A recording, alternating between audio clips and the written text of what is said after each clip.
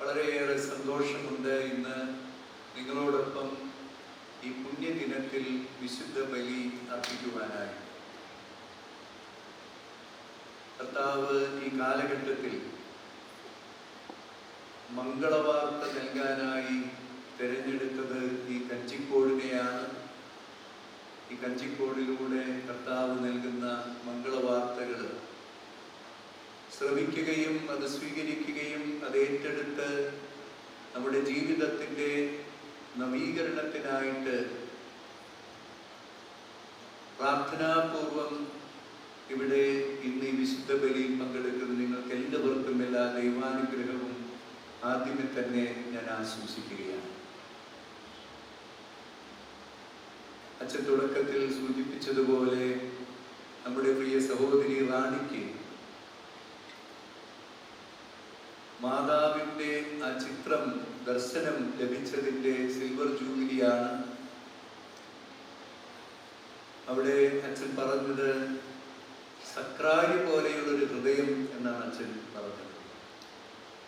ഇന്ന് നമ്മൾ ലേഖനത്തിൽ വായിച്ചത് വെളിപാട് പുസ്തകത്തിൻ്റെ 11-ാം അധ്യായത്തിൻ്റെ ഏറ്റവും അവസാനത്തെ വാക്യം നമ്മോട് പറഞ്ഞത് ആ സ്വർഗത്തിൽ നിന്ന് ഇറങ്ങി വരുന്ന ആ ഒരു പേടകത്തെയാണ്. ദൈവ സാന്നിധ്യത്തിൻ്റെ പേടകം, പുതിയ നിയമത്തിലെ വാഗ്ദത്ത പേടകം.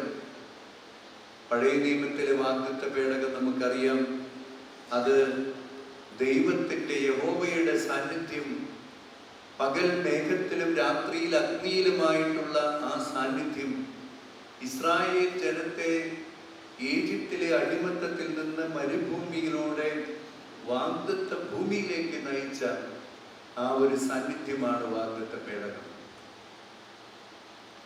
സഭയുടെ ഈ കാലഘട്ടത്തിലെ വാഗ്ദത്ത പേടകം, ഈ ഒരു കാലഘട്ടത്തിലെ വാഗ്ദത്ത പേടകം സഭ തന്നെയാണ്. എന്നാൽ സഭ ഏറ്റവും മനോഹരമായിട്ട് കാച്ചിക്കുറുക്കി സന്നിഹിതയായിരിക്കുന്നത് സുവിശേഷത്തിൽ നാം കാണുന്നത് പരിശുദ്ധ അമ്മയിലാണ്. അതുകൊണ്ട് വെളിപാട് ഗ്രന്ഥത്തിലെ വാഗ്ദത്ത പേടകം പരിശുദ്ധ അമ്മയുടെ പ്രതീകമാണ്, ഒപ്പം സഭയുടെയും പ്രതീകമാണ്. ഇന്ന് നമ്മൾ വായിച്ച സുവിശേഷത്തിൽ നമ്മൾ ആ മറിയം എന്ന വാഗ്ദത്ത പേടകത്തെ കാണുന്നുണ്ട്. ഇതാ കർത്താവിന്റെ ദാസി, നിന്റെ ഹിതം എന്നിൽ നിറവേറട്ടെ എന്ന് പറഞ്ഞുകൊണ്ട് ദൈവഹിതത്തെ അവൾ സ്വീകരിച്ചപ്പോൾ വചനമായ ദൈവം അവളിൽ മാംസമായി അവളുടെ ഹൃദയത്തിൽ ആദ്യം അവൾ സ്വീകരിച്ചു. അവളുടെ ഉദരത്തിൽ ഉരുമായി ഈശോയെ ലോകത്തിന് നൽകി. വാഗ്ദത്ത പേടകമായി പരിശുദ്ധ മറിയം ഈ കാലഘട്ടത്തിൽ എന്തുകൊണ്ട് മറിയം നമുക്ക് വീണ്ടും വീണ്ടും പ്രത്യക്ഷപ്പെടുന്നു? സഭ എന്തായിരിക്കണം? സഭ എപ്രകാരം ഈ കർത്താവിൻ്റെ സാന്നിധ്യമായി ജീവിക്കണമെന്ന് നമുക്ക് ഏറ്റവും കൃത്യതയോടെ പറഞ്ഞു തരുവാൻ കെൽപ്പുള്ളവള് പരിശുദ്ധ കന്യകാമറിയമാണ്. അവളുടെ പ്രത്യക്ഷങ്ങളെല്ലാം ഓരോ കാലഘട്ടത്തിലും സഭയ്ക്കുള്ള വലിയ സന്ദേശങ്ങളാണ്. കാരണം അവൾ തന്നെയാണ് സഭയുടെ പ്രതീകം. അതുകൊണ്ട് ഈ കാലഘട്ടത്തിൽ ഇന്ന് നമ്മൾ പ്രത്യേകമായിട്ടും സഭ എന്ന് പറയുന്നത് ആരാണ്? നമ്മളാണ്, അല്ലേ? അപ്പൊ നമുക്കുള്ള സന്ദേശം, നമ്മൾ എങ്ങനെ ഒരു സഭയായി തീരുന്നു, നമ്മൾ എങ്ങനെ കർത്താവിന്റെ വാഗ്ദത്ത പേടകമായിട്ട് തീരുന്നു എന്ന് നമ്മെ ഓർമ്മപ്പെടുത്തുവാൻ, നമ്മുടെ ജീവിതത്തിൽ എന്തെങ്കിലും അതിൽ നിന്ന് വ്യതിചലിച്ചു പോയിട്ടുണ്ടെങ്കിൽ തിരികെ വരുവാനുള്ള വലിയ ഒരു ആഹ്വാനമാണ് കർത്താവ് പരിശുദ്ധ അമ്മയിലൂടെ നമുക്ക് നൽകിക്കൊണ്ടിരിക്കുന്നത്. പരിശുദ്ധ അമ്മ പ്രത്യക്ഷപ്പെട്ടപ്പോഴെല്ലാം സഭയുടെ ജീവിതത്തിൽ ഒത്തിരിയേറെ വെല്ലുവിളികളുള്ള അവസരങ്ങൾ ഉണ്ടായിട്ടുണ്ട്. ഒന്നുകിൽ സഭയ്ക്ക് വലിയ വെല്ലുവിളികൾ, അല്ലെങ്കിൽ സഭയ്ക്ക് വലിയ സാധ്യതകൾ. ഇത് രണ്ടും പരിശുദ്ധ അമ്മയുടെ ആ ഒരു പ്രത്യക്ഷത്തിൻ്റെ അവസരങ്ങളായിട്ട് മാറിയിട്ടുണ്ട്. നമ്മുടെ കഞ്ചിക്കോട് നമുക്ക് ലഭിച്ച ഈ ദർശനങ്ങളിലും സന്ദേശങ്ങളിലും എല്ലാം ഈ കാലഘട്ടത്തിൽ തിന്മയുടെ ശക്തി എപ്രകാരം നമ്മെ സ്വാധീനിക്കാൻ, നമ്മെ കീഴ്പ്പെടുത്താൻ ശ്രമിക്കുന്നു എന്നുള്ളൊരു ഓർമ്മപ്പെടുത്തല് പരിശുദ്ധ അമ്മയുടെ മിക്ക അപ്പരീഷനുകളിലും പ്രത്യക്ഷീകരണങ്ങളിലും സംഭവിച്ചിട്ടുള്ളത് പോലെ ഇവിടെയും നമുക്ക് ആ സന്ദേശം ലഭിച്ചിട്ടുണ്ട്. തിന്മ നമ്മെ കീഴ്പ്പെടുത്താൻ ഒരുങ്ങുമ്പോൾ തിന്മയ്ക്കെതിരെ പോരാടുവാനായിട്ട് ജപമാല എന്ന വലിയ ആയുധം നമ്മെ ഓർമ്മപ്പെടുത്തിക്കൊണ്ട്, ജപമാല ചൊല്ലിക്കൊണ്ട് അതിനെ ചെറുത്തു തോൽപ്പിക്കുവാനുള്ള ആഹ്വാനം പരിശുദ്ധ അമ്മ നമുക്കും ഇവിടെ നൽകിയിട്ടുണ്ട്. പ്രത്യേകിച്ച് ഈ വായിച്ച വെളിപാട് പുസ്തകത്തിൻ്റെ ആ ഒരു ദർശനം, വെളിപാട് തന്നെ ഒരു ദർശനങ്ങളുടെ സമാഹാരമാണ് എന്ന് നമുക്കറിയാം. യോഹന്നാനുണ്ടായ വെളിപാടാണ്. ഇവിടെ ഈ സഹോദരി റാണിക്ക് ലഭിച്ചിരിക്കുന്ന വെളിപാടുകളിൽ 1997 മുഖ്യദൂതന്മാരുടെ തിരുനാൾ ദിനത്തിലും അതിന് തൊട്ട് തുടർന്ന് വരുന്ന ജപമാല രാജ്ഞിയുടെ ഒക്ടോബർ 7 ദർശനങ്ങളിലും എല്ലാം സന്ദേശങ്ങളിലൊക്കെ ഈ തിന്മയ്ക്കെതിരെ പോരാടുന്ന ഈ വെളിപാട് ഗ്രന്ഥത്തിലെ അതേ ചിത്രം നമുക്ക് ദർശിക്കാനായിട്ട് സാധിക്കും.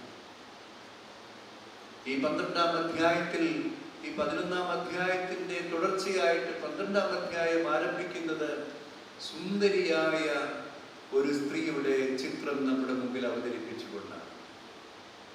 സൂര്യനെ ഉടയാടയാക്കിയവൾ, ചന്ദ്രനെ പാദപീഠമാക്കിയവൾ, 12 നക്ഷത്രങ്ങൾ കൊണ്ടുള്ള കിരീടമണിഞ്ഞവൾ, ഇതിലും മനോഹരിയായ സുന്ദരിയായ ഒരു സ്ത്രീയുടെ രൂപമേതാണ്.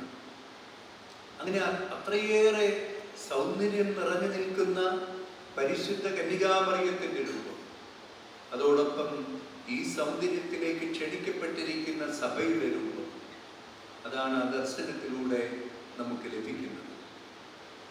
എന്നാൽ ഈ ദർശനത്തിന്റെ ഒന്നാമത്തെ സീൻ കഴിഞ്ഞാൽ തൊട്ടു പുറകെ നമ്മൾ കാണുന്നത് എന്താണ്? ഒരു ഉഗ്രരൂപിയായ സർപ്പത്തിന്റെ രൂപമാണ്. ഉഗ്രരൂപിയായ ഒരു സർപ്പം ഈ സ്ത്രീ ജന്മം നൽകുവാൻ പോകുന്ന ശിശുവിനെ വിഴുങ്ങുവാൻ വാപ്പിളർന്നിരിക്കുന്ന ഒരു സർപ്പത്തിന്റെ ഭീകരമായിട്ടുള്ള രൂപം നമ്മൾ അവിടെ ദർശിക്കുകയാണ്.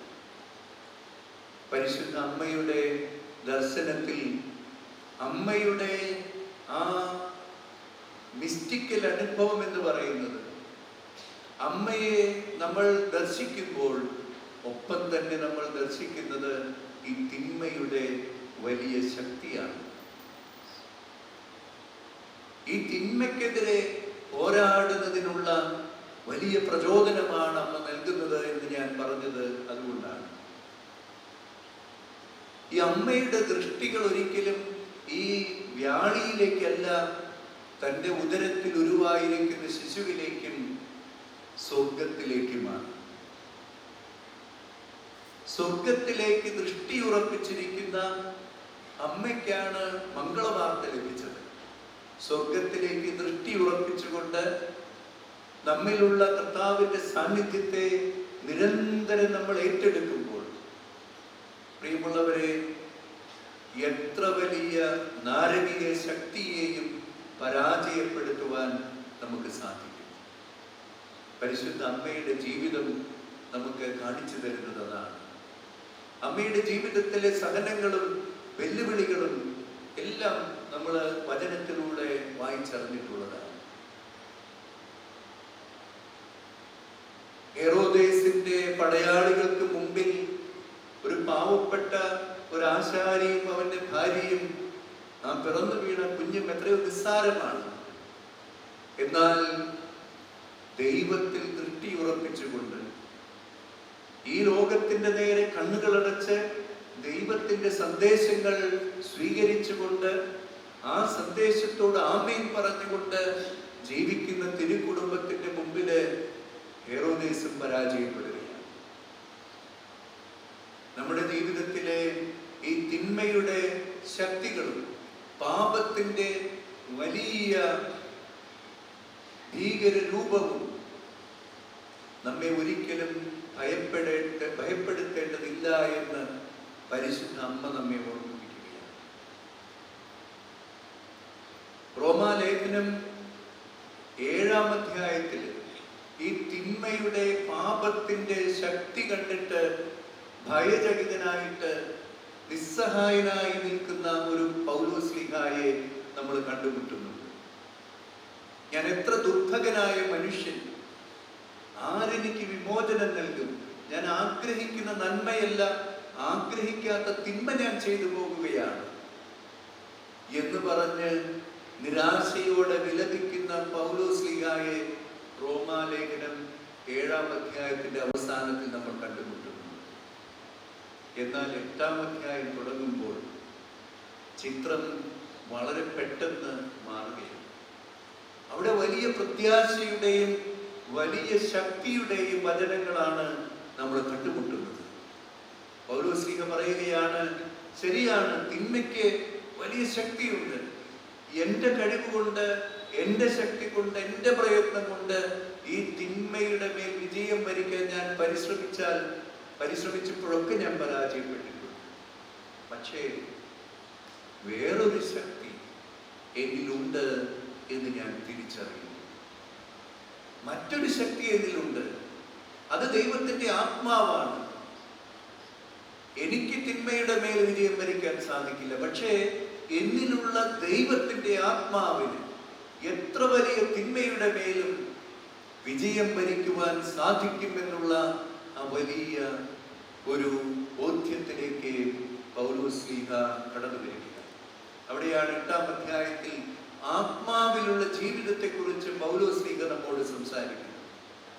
നമ്മൾ ജഡത്തിന്റെ ജീവിതം നയിക്കുന്നവരായി തീരുകയാണെങ്കിൽ ഈ ലോകവും ഈ ലോകത്തിന്റെ ആ ധാരണകളും ഈ ലോകത്തിന്റെ പ്രയത്നങ്ങളും ഒക്കെയാണ് നമ്മുടെ മാനദണ്ഡങ്ങളെങ്കിൽ തിന്മ നമ്മെ വളരെ വേഗം കീഴ്പ്പെടും. എന്നാൽ നമ്മിൽ വസിക്കുന്ന ദൈവത്തിന്റെ ആത്മാവ്, ആ ആത്മാവിന്റെ ശക്തിയിൽ ആശ്രയിച്ചുകൊണ്ട് നമ്മൾ മുന്നോട്ട് പോകുകയാണെങ്കിൽ നമുക്ക് വേണ്ടി ദൈവത്തിന്റെ ആത്മാവ് പടപൊരുതും. ദൈവത്തിന്റെ ആത്മാവ് തിന്മയെ പരാജയപ്പെടുത്തുമെന്ന് റോമാലേഖനം 8-ാം അധ്യായം നമ്മെ ഓർമ്മപ്പെടുത്തുകയാണ്. വേണ്ട വിധം പ്രാർത്ഥിക്കേണ്ടത് എങ്ങനെയെന്ന് പോലും നമുക്കറിഞ്ഞില്ല, വിരോധമില്ല. നമ്മുടെ അവാച്യമായ നെടുവീർപ്പുകളിലൂടെ അവിടുത്തെ ആത്മാവ് നമുക്ക് വേണ്ടി പ്രാർത്ഥിക്കും. പ്രിയമുള്ളവരെ, ഈ ഒരു ബലമാണ് പരിശുദ്ധ അമ്മ സക്രാരി, അവളുടെ ഹൃദയം സക്രാരിയാകുമ്പോൾ നമ്മെ ഓർമ്മപ്പെടുത്തുന്നത്. വാഗ്ദത്ത പേടകമാണ്. ഈ വാഗ്ദത്ത പേടകമായിട്ട് ജീവിക്കുവാൻ, നമ്മിലുള്ള ദൈവത്തിന്റെ സാന്നിധ്യത്തെ ഏറ്റെടുത്തുകൊണ്ടുള്ള ഒരു ജീവിതം നയിക്കുവാൻ പരിശുദ്ധ അമ്മ നമ്മെ ഓർമ്മിപ്പിക്കുകയാണ്. ഈ വിശുദ്ധ കുർബാന തന്നെ ഒന്ന് ഓർത്തു നോക്കുക. കർത്താവിന്റെ ശരീര രക്തങ്ങൾ സ്വീകരിക്കുന്നവരാണ് നമ്മൾ. നമ്മിലുള്ള ദൈവത്തിന്റെ സാന്നിധ്യം എത്രയോ വലുതാണ് എന്ന് ഓരോ കൂദാശയിലൂടെയും നമ്മൾ അനുഭവിച്ചറിയുകയാണ്. ആ സാന്നിധ്യത്തിന്റെ നിറവിലായിരിക്കുമ്പോൾ ഏത് തിന്മയുടെ മേലും വിജയം വരിക്കുവാൻ നമുക്ക് സാധിക്കും. ഈ വെളിപാട് പുസ്തകത്തിലെ നമ്മൾ തുടർന്ന് കാണുന്ന ഒരു 3-ാമത്തെ സീൻ എന്ന് പറയുന്നത് ഒരു പോരാട്ടത്തിന്റെ സീനാണ്, വലിയൊരു യുദ്ധത്തിന്റെ സീനാണ്. ഈ അമ്മ, ഈ കുഞ്ഞ് സ്വർഗത്തിലേക്ക് എടുക്കപ്പെട്ടു അമ്മ മരുഭൂമിയിലേക്ക് പോയി. പിന്നെ ഒരു യുദ്ധമാണ്. ഗബ്രിയേൽ ദൂതനും അവന്റെ സൈന്യവും ഈ പിശാചിനോടും അവന്റെ സൈന്യത്തോടും യുദ്ധം ചെയ്യുകയാണ്. അവിടെ ഈ സർപ്പവും സർപ്പത്തിന്റെ ദൂതന്മാരും അവിടെ പരാജയപ്പെടുകയാണ്. ഗബ്രിയേലും ഗബ്രിയേലിന്റെ സൈന്യവും എന്നാണ് അവിടെ പറയുന്നത്. അവിടെ ഉപയോഗിച്ചിരിക്കുന്ന ഗ്രീക്ക് വാക്ക് സ്ട്രാറ്റഗം എന്നതൊരു വാക്കാണ്. പടയണിയാണ്. ഒരു പടയാളിയല്ല, ഒറ്റയ്ക്കല്ല, ഒരു വലിയ ഗണമായിട്ട് വന്ന് യുദ്ധം ചെയ്യുകയാണ്. മാലാഖമാര് നമുക്ക് വേണ്ടി യുദ്ധം ചെയ്തുകൊള്ളുന്നു. ലുത്തിനിയായി നമ്മൾ ചൊല്ലുന്നുണ്ടല്ലോ, മാലാഖമാരുടെ രാജ്ഞി എന്ന് പറഞ്ഞ് നാം വിളിച്ചപേക്ഷിക്കുമ്പോൾ വാസ്തവത്തിൽ നമ്മുടെ മനസ്സിലേക്ക് കടന്നു വരേണ്ട വചനഭാഗം ഈ വെളിപാട് പുസ്തകത്തിലെ ദർശനമാണ്. പരിശുദ്ധ അമ്മയുടെ പടയണിയാണ്, പരിശുദ്ധ അമ്മയുടെ സൈന്യമാണ് അവിടെ തിന്മയ്ക്കെതിരെ യുദ്ധം ചെയ്യുന്നത്. പ്രിയമുള്ളവരെ, ഈ അമ്മയുടെ സൈന്യം നമ്മുടെ സഹായത്തിന് വരുന്നത് ജപമാല ചൊല്ലുമ്പോഴാണ്. ഈ ജപമാലയിൽ നാം ഓരോ പ്രാവശ്യവും അമ്മയുടെ അവദാനങ്ങൾ പ്രകീർത്തിക്കുമ്പോൾ അമ്മയുടെ സൈന്യം നമ്മോടൊപ്പം തിന്മയ്ക്കെതിരെ, നമുക്ക് വേണ്ടി തിന്മയ്ക്കെതിരെ യുദ്ധം ചെയ്യുവാൻ നമ്മുടെ കൂടെയുണ്ട്. ഈ പോരാട്ടം നമുക്കുണ്ടാകട്ടെ. മാലാഖമാരുടെ രാജ്ഞി. അമേരിക്കയിലെ ഒരു വലിയ പട്ടണത്തിന്, നിങ്ങൾ എല്ലാവരും അറിയുന്ന ഒരു പട്ടണത്തിന്റെ പേര് തന്നെ മാലാഖമാരുടെ രാജ്ഞിയുടെ പേരാണ്. Los Angeles. നിങ്ങൾ കേട്ടിട്ടില്ലേ? വളരെ പ്രസിദ്ധമായിട്ടുള്ള ലോസ് ആഞ്ചലസ്. വാസ്തവത്തിൽ ലോസ് ആഞ്ചലസ് എന്നുള്ളത് ഒരു സ്പാനിഷ് വാക്കാണ്. ആ പട്ടണത്തിന്റെ മുഴുവൻ പേര് വളരെ ദീർഘമായിട്ടുള്ള ഒരു പേരാണ്. സ്പാനിഷ് ഭാഷയിലുള്ള വളരെ ദീർഘമായിട്ടുള്ള പേരാണ്. നോസ്ട്ര സിഗ്നോറെ, നോസ്ട്ര സിഗ്നോറെ എന്നൊക്കെ പറഞ്ഞ് ഇങ്ങനെ നീണ്ടൊരു പേരാണ്. അതിന്റെ അർത്ഥം ഇതാണ്: the town of our lady of the queen of angels. എന്താണ്? മാലാഖമാരുടെ രാജ്ഞിയായ പരിശുദ്ധ അമ്മയുടെ നഗരം എന്നാണ് ലോസ് ആഞ്ചലസിന്റെ ആ പേരിന്റെ പൂർണ്ണരൂപം. അതിലെ അവസാനത്തെ വാക്കാണ് ലോസ് ആഞ്ചലസ്. ഏഞ്ചൽ എന്നുള്ളതിന്റെ സ്പാനിഷ് വാക്ക് ആൻജലോസ്, ഏഞ്ചൽ എന്നുള്ള വാക്കാണ്. ഒന്ന് ഓർത്തു നോക്കി, മാലാഖമാരുടെ രാജ്ഞിയുടെ നഗരം. എന്നാൽ ഒരു സ്പാനിഷ് മിഷണറിമാരുടെ കാലഘട്ടത്തിൽ മാലാഖമാരുടെ അത്രമാത്രം പുണ്യപ്പെട്ട ഒരു നഗരമായി അറിയപ്പെട്ടിരുന്ന ലോസ് ആഞ്ചലസ് കാലങ്ങൾ കടന്നുപോയപ്പോൾ തിന്മയുടെ വലിയ കേന്ദ്രമായിരുന്നു. ചൂതാട്ടത്തിന്റെ ഒരു, ഈ അമേരിക്കയിൽ ഇന്നും ചൂതാട്ടത്തിന്റെ വലിയൊരു കേന്ദ്രമായിട്ട് അറിയപ്പെടുന്നത് ലോസ് ആഞ്ചലസ് ആണ്. അതിനപ്പുറത്ത് IT മേഖലകളൊക്കെ ഇതിന് വലിയ അകലെയൊന്നുമല്ല. നമ്മുടെ പല ആളുകളും പോകുന്ന IT കേന്ദ്രങ്ങളൊക്കെ ഇതിന്റെ പ്രദേശത്തൊക്കെ തന്നെയാണ്. ഈ പുരോഗതിയോടൊപ്പം തിന്മയെയും അതുപോലെ തന്നെ ആശ്ലേഷിക്കുന്ന ഒരു അന്തരീക്ഷം ലോസ് ആഞ്ചലസിലുണ്ട്. ഒരുപക്ഷെ ഈ കാലഘട്ടത്തിൽ പരിശുദ്ധ അമ്മയുടെ മക്കളെന്നറിയപ്പെടുന്ന നമ്മളുടെ കേരളത്തിലെ പരിശുദ്ധ അമ്മയുടെ ജപമാലകളിൽ പ്രാർത്ഥിക്കുന്ന ക്രൈസ്തവ കുടുംബങ്ങളുടെ ഈ നാട്ടില് എപ്പോഴൊക്കെയോ ഈ പുരോഗതിയുടെ പേരിൽ നമ്മളുടെ ജീവിതത്തിന്റെ സുഖസൗകര്യങ്ങൾ വർദ്ധിച്ചപ്പോൾ, നമ്മളുടെ അനുദിന ജീവിതത്തിന്റെ വ്യഗ്രതകളുടെ മധ്യത്തിൽ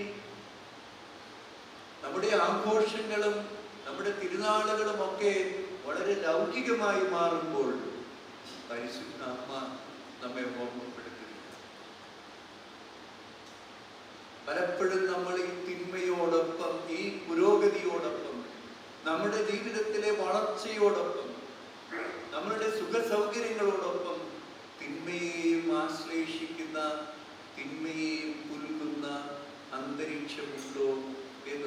പരിശോധിച്ചു നോക്കാം.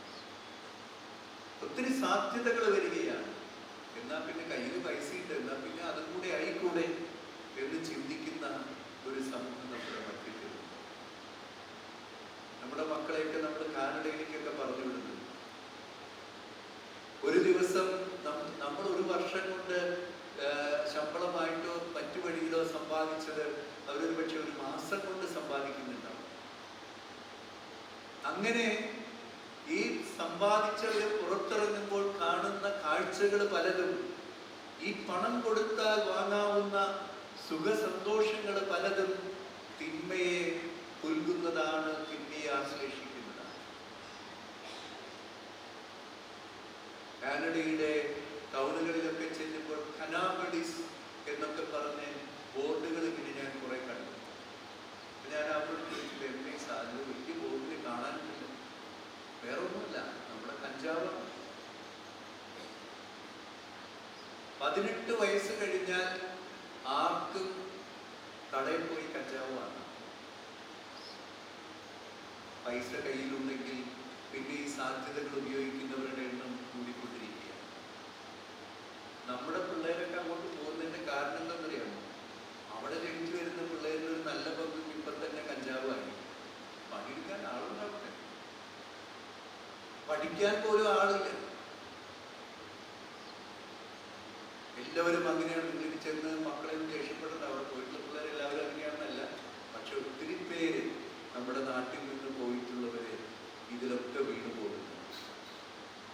എന്തിനാ കാനഡയിലേക്ക് പോകുന്നത്? നമ്മുടെ നാട്ടിലെ അവസ്ഥ എന്താണെന്ന് നിങ്ങൾ ഓർക്കുന്നത്?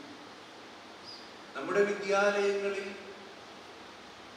ഒരു ഭാഗത്ത് വളരെയേറെ മനോഹരമായ ഡിസിപ്ലിൻഡ് ആയിട്ട് നമ്മുടെ കുട്ടികൾ യൂണിഫോം ഒക്കെ ഇട്ട് സ്കൂളിലേക്ക് പോവുകയും, തൃശ്ശൂരിലെ സ്കൂളിലെ ഉണ്ടായത് എനിക്കറിയാം, മുൻവാതിലിലൂടെ യൂണിഫോം ഒക്കെ ഇട്ട് കയറി വന്ന് പുറകിലുള്ള ഗേറ്റിലൂടെ വേറൊരുത്തിന്റെ ബൈക്കിന്റെ പുറകിലെ ഒരു പർദ്ദയും കൂടെ, ഒരു കറുത്ത ഒരു ഗൗണാണ് നോക്കിക്കാറ്, അതും കൂടെ ഇട്ടിട്ട് വേറൊരുത്തിന്റെ ബൈക്കിന്റെ പുറകിൽ പോയ ഒരുത്തിയെ കുറിച്ച് ഞാൻ അറിഞ്ഞു നോക്കുക. ഇവിടെ വീട്ടിൽ വളരെ അനുസരണമുള്ള കുട്ടിയാണ്. എന്തൊരു കവിതയാണ്! തിരുഹൃദയത്തിന്റെ മുമ്പിലൊക്കെ പ്രാർത്ഥിച്ച് അവസാനം ആ ബൈക്കിൽ നിന്ന് ബൈക്കിന്റെ പുറകിൽ നിന്ന് അപ്പനൊരു ഉമ്മ കൊടുത്തിട്ട് വളരെ വിധേയത്വത്തോടു കൂടെ കൊച്ചു പോയിട്ട് പുറകെ വാതിൽ കൂടെ അപ്പത്തേക്ക് കിടന്നു വെച്ചു. എന്നിട്ട് പീച്ചിയില് അവിടെ ആ ഗാർഡനിൽ ഇരിക്കുമ്പോൾ ഈ പർദ്ദക്കടിയിൽ ഒരു യൂണിഫോമിന്റെ നിറം കണ്ടിട്ടാണ് പോലീസ്. ഞാനിത് പറഞ്ഞത്, ഒരു ഭാഗത്ത് നമ്മള് എല്ലാ സൗകര്യങ്ങളും എല്ലാ സന്തോഷങ്ങളും നമ്മളുടെ വിശ്വാസത്തിന്റെ എല്ലാവിധത്തിലുള്ള ബാഹ്യമായ പ്രകടനങ്ങളും ഒക്കെ ഉള്ളപ്പോൾ നമ്മുടെ ജീവിതത്തിൽ ദൈവം തന്ന ഈ സമാധാനത്തെയും സന്തോഷത്തെയും തിന്മയ്ക്കുള്ള ഒരു മുതലായിട്ട് സൂക്ഷിക്കുകയും തിന്മയ്ക്ക് വേണ്ടി വ്യയം ചെയ്യുകയും ചെയ്യുന്ന ഒരു അന്തരീക്ഷം നമ്മുടെ ഇടയിലേക്ക് കടന്നു വരുന്നുണ്ടെങ്കിൽ ഈ വെളിപാട് ഗ്രന്ഥത്തിൽ ഈ 2 ചിത്രങ്ങളും നമ്മുടെ മുമ്പിലേക്ക് വരുന്നത് നല്ലതാണ്. തിന്മയ്ക്കെതിരെ പോരാടാൻ നന്മയെ മുറുകെ പിടിക്കാനാണ് നമ്മുടെ വിശ്വാസം. നമുക്ക് ദൈവം തന്നിരിക്കുന്ന വചനം, ആ വചനം യഥാർത്ഥത്തിൽ എന്നിൽ മാംസമാകണം, എന്റെ ജീവിതമായിട്ട് പരിണമിക്കണം. അധരങ്ങൾ കൊണ്ട് വ്യായാമം നടത്തുന്ന പ്രാർത്ഥനക്കാരും ഭക്തിക്കാരുമാകരുത് നമ്മൾ. നമ്മുടെ ജീവിതം തന്നെ അതിങ്ങനെ മാംസമാക്കുന്ന ജീവിതമായിട്ട് തീരണം. പുരോഗതിയുടെ മുമ്പിൽ തിന്മയോട് സമരസപ്പെടുത്തരുത് എന്നുള്ള ആ വലിയ ആഹ്വാനമാണ്. ഞാൻ ഇങ്ങോട്ട് കടന്ന് അൾത്താരയിലേക്ക് വരുന്നതിന് മുമ്പ് തമ്പുരാനെ ഓർമ്മിപ്പിച്ചത് രാജാക്കന്മാരുടെ 1-ാം പുസ്തകത്തിലെ ആഹാബ് രാജാവിനെയാണ്. 1-ാം പുസ്തകം 17-ാം അധ്യായത്തിലാണ് ഏലിയ പ്രവാചകനെ നമ്മൾ കണ്ടുമുട്ടുന്നത്. 16-ാം അധ്യായത്തിന്റെ അവസാനത്തിൽ ആഹാബ് രാജാവ്, അവന്റെ കാലഘട്ടത്തിൽ വാസ്തവത്തിൽ രാജ്യം വളരെയേറെ പുരോഗമിച്ചു. എന്നാൽ അവൻ തിന്മയോട് സമരസപ്പെട്ടു. വിജാതീയായ ജെസബേലിനെ അവൻ വിവാഹം കഴിച്ചു. അവൻ ജെസബേലിന് വേണ്ടി പൂജാഗിരികൾ ഉണ്ടാക്കി, അവളുടെ ദേവന്മാർക്ക് വേണ്ടി പൂജാഗിരികൾ ഉണ്ടാക്കി. എന്നാൽ രാജ്യത്ത് സമ്പൽ സമൃദ്ധിയൊക്കെ ഉണ്ടായി. അഹിയേൽ, രാജാവിന്റെ അടുത്ത പ്രഭു അഹിയേല് ജെറിക്കോ പട്ടണം പണിതുയർത്തി എന്നൊരു വാക്യം അവിടെ കാണുന്നു. ഈ ജെറിക്കോ പട്ടണം എന്തിന്റെ പ്രതീകമാണ്? അതിനു മുമ്പ് നമ്മൾ എപ്പോഴാ ജെറിക്കോ പട്ടണത്തെ കാണുന്നത്? ഇസ്രായേൽ ജനം വാഗ്ദത്ത ഭൂമിയിലേക്ക് കടക്കുമ്പോൾ അവിടെ ഏറ്റവും വലിയ പ്രതിരോധമായി നിന്നത് ഈ ജെറിക്കോ പട്ടണവും ജെറിക്കോ പട്ടണത്തിന്റെ പ്രതാപവും അതിന്റെ മതിലുകളുമായി, കോട്ടമതിലുമായി. ദൈവം ഇസ്രായേലിനോട് പറഞ്ഞു, നിങ്ങള് പാവപ്പെട്ട ജനമാണ്, കഴിവുകളില്ലാത്തവരായിരിക്കാം, ബലഹീനരായിരിക്കാം. ജെറിക്കോ എല്ലാ പുരോഗതിയുടെയും പ്രതാപത്തിന്റെയും ഇടമായിരിക്കാം, പക്ഷെ ഞാൻ നിങ്ങളുടെ കൂടെയുണ്ട്. അവർ 6 ദിവസം ജെറിക്കോ പട്ടണത്തിന് ചുറ്റും പ്രാർത്ഥനയോടെ വലം വെച്ചു. 7-ാം ദിവസം അവരുടെ പ്രാർത്ഥനയുടെ സമയത്ത് ആ പട്ടണത്തിന്റെ കോട്ടകൾ തകർന്നു വീണു. അവര് ഈ ജനത്തെ കീഴടക്കി. ഈ ജനത്തെ കീഴടക്കി കഴിഞ്ഞപ്പോൾ ദൈവമായ കർത്താവ് അവരോട് പറഞ്ഞിട്ടുണ്ടായിരുന്നു, ആ പട്ടണത്തിനകത്തുള്ള കോട്ടയ്ക്കകത്തുള്ള സർവ്വതും നശിപ്പിക്കണം. കാരണം അത് തിന്മയുടെ പ്രതീകമായിട്ടാണ് ദൈവം അവതരിപ്പിച്ചത്. അതിൽ നിന്നൊന്നും നിങ്ങൾ എടുക്കരുത്. ഈ പട്ടണം ഇനി ഒരിക്കലും പണിതുയർത്തരുത്. അന്ന് ദൈവം ജോഷുവയോട് പറഞ്ഞിരുന്നു, ഈ പട്ടണത്തിന് അടിസ്ഥാനമിടുന്നവരുടെ മൂത്ത മകനെ ഞാൻ എടുക്കും. അതിന് കോട്ട കെട്ടി അതിന്റെ വാതിൽ പ്രതിഷ്ഠിക്കുന്നവന്റെ ഇളയ മകന് നഷ്ടപ്പെടും. അഹിയേൽ ജെറിക്കോ പട്ടണം പണിതുയർത്തി. പുരോഗതിയുടെ ഒരു പട്ടണം അവിടെ പണിതുയർത്തി. പക്ഷെ അത് തിന്മയോട് സമരസപ്പെട്ടുള്ളതായിരുന്നു. അവിടെ വചനം പറയുന്നു, ആ പട്ടണത്തിന് അടിസ്ഥാനമിട്ടപ്പോൾ അവന്റെ മൂത്ത മകനും അതിന്റെ കോട്ടവാതിലുകൾ സ്ഥാപിച്ചപ്പോൾ അവന്റെ ഇളയ മകനും അവന് നഷ്ടമായി. ഈ പുരോഗതിയോട് ഒപ്പം തിന്മയോട് സമരസപ്പെടുന്നവന്റെ ജീവിതത്തിൽ ഉണ്ടാകുന്ന വലിയ നഷ്ടത്തിന്റെ കണക്കുകളാണ് നമ്മൾ അവിടെ കാണുന്നത്. പ്രിയമുള്ളവരെ, നമ്മുടെ ആത്മീയതയിലെ ഇതുപോലെ സംഭവിക്കാനിട. നമ്മുടെ ആത്മീയതയെ നമുക്കൊന്ന് പരിശോധിച്ചു നോക്കാം.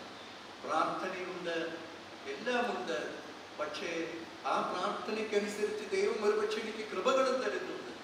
ഒത്തിരിയേറെ നന്മകൾ ദൈവതൃക്കരങ്ങളിൽ നിന്ന് സ്വീകരിച്ചിട്ടുള്ളവരാണ് നമ്മളിവിടെയുള്ള എല്ലാവരും. എന്നാൽ ആ നന്മകൾ കർത്താവിന്റെ മഹത്വത്തിന് വേണ്ടിയാണോ ഞാൻ ഉപയോഗിക്കുന്നത്? ആ നന്മകളും ഞാൻ സ്വീകരിച്ച സമ്പത്തും എൻ്റെ കഴിവുകളും എല്ലാം കർത്താവിന്റെ ഉപരിമഹത്വത്തിന് വേണ്ടി ഉപയോഗിക്കുന്നതിന് പകരം കൂടുതൽ നന്മ ലഭിക്കാൻ വേണ്ടി, കൂടുതൽ സമ്പത്തുണ്ടാകാൻ വേണ്ടി, കൂടുതൽ പ്രശസ്തി ലഭിക്കാൻ വേണ്ടി ഞാൻ തിന്മയെയും കൂടെ കൂട്ടുന്നുണ്ടോ? തിന്മയുമായിട്ടും ഞാൻ സന്ധി സ്ഥാപിച്ചിട്ടുണ്ടോ? അങ്ങനെയെങ്കിൽ ഈ പരിശുദ്ധ അമ്മ നമ്മെ വിളിക്കുന്നത് പ്രാർത്ഥനയുടെ ഒരു യുദ്ധത്തിലേക്കാണ്. ഗബ്രിയേൽ ദൂതനോട് ഒപ്പം അവന്റെ സൈന്യത്തോട് ഒപ്പം അണിനിരന്നുകൊണ്ട് തിന്മയ്ക്കെതിരായിട്ടുള്ള യുദ്ധത്തിൽ പടയാളികളാകുവാൻ പരിശുദ്ധ അമ്മ നമ്മെ ആഹ്വാനം ചെയ്യുന്നു.